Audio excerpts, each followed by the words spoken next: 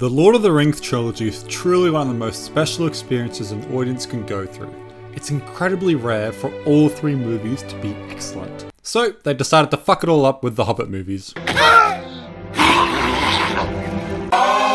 However, I'm glad to say that this movie is better than The Hobbit. Hera is the best part of this movie. She very firmly does not want to become married, as she wants to carve her own path and explore the Middle Earth in her own adventures. This is despite having the talents to become a leader, which is a good little character trait of her. Who needs to be ruler of the lands when you can have fun exploring it? She uses her intuition to win in a fight rather than simply using brute strength, which was a lot better to watch than the action. But that's also because the action isn't particularly great in this film, which is something to be wary of if deciding to watch this film. I personally don't care on how a film looks, as there are plenty of incredible stories that don't rely on good animation, but I totally understand it if you do. Another thing that I have to say is that Hera kind of feels like a typical underdog character who has to earn her father's trust, which is fine, but everything feels stereotypical. They're playing it very safe with this movie, as nothing new or unique happens, which is probably my biggest issue with this film. It's just super bland. That doesn't mean it's bad, but I certainly wouldn't categorize this film as great. To highlight what I mean,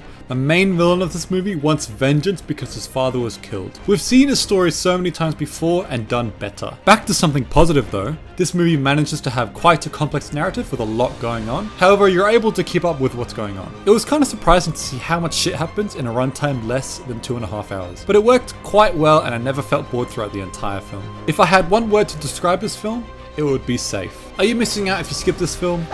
Not really. You're not going to find yourself becoming emotionally attached with these characters, nor will you watch this film every time you rewatch the original trilogy. If you're looking to pass the time, then you're going to have a good time with this film, but it probably won't linger in your mind for too much longer. I certainly enjoyed my time with the film, even if it was super simple. So if that's all you want, then you should check it out. I'll now be talking about the spoilers from here on out. I'm sorry, but I have to get this out straight away. But Wolf is honestly such an underwhelming villain. He predictably becomes the king off screen, so we never watch his transformation. And even though he looks cool, he is not very cool. Like seriously, he gets his ass beat every fucking time. And even though he swore to kill the king, he turns into a coward and doesn't even face him. So yeah, he's kind of a shit villain. And even if they attempted to make the audience resonate with him, it just didn't work. The remaining characters are pretty cool though. The cousin had a lot of potential. The guy literally gets banished from the kingdom for doing the right thing, but he doesn't retaliate whatsoever and takes it like a fucking champ. He's just chill like that. And he has a fulfilling character arc. However, he's barely in the movie, so yeah, that kind of sucks. The king was pretty cool.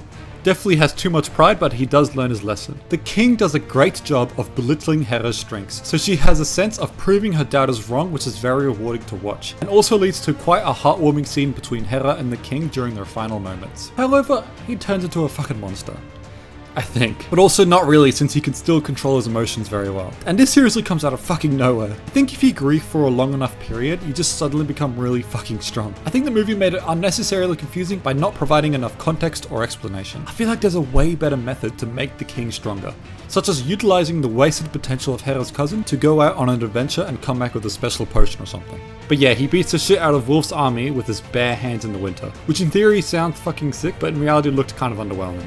Actually, you know what? I think I'm spoiled since I just finished Arcane Season 2, which as we know has exemplary action and animation. This film has the unfortunate fate of coming up against Arcane, which may be the reason as to why I think the animation isn't so great. Hera's intuition, as mentioned earlier, was really fun to watch. My favourite of which was when she asked for that giant eagle to find her cousin and give him her father's suit in order to scare away Wolf's army.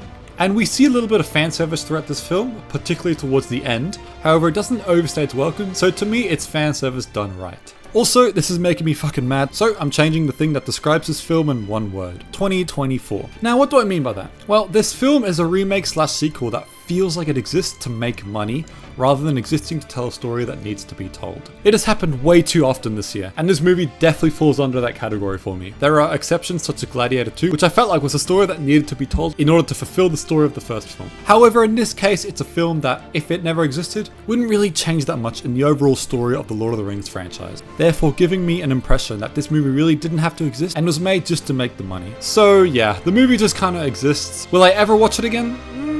Nah, probably not. I'll probably forget this movie ever exists pretty soon, but it is still serviceable.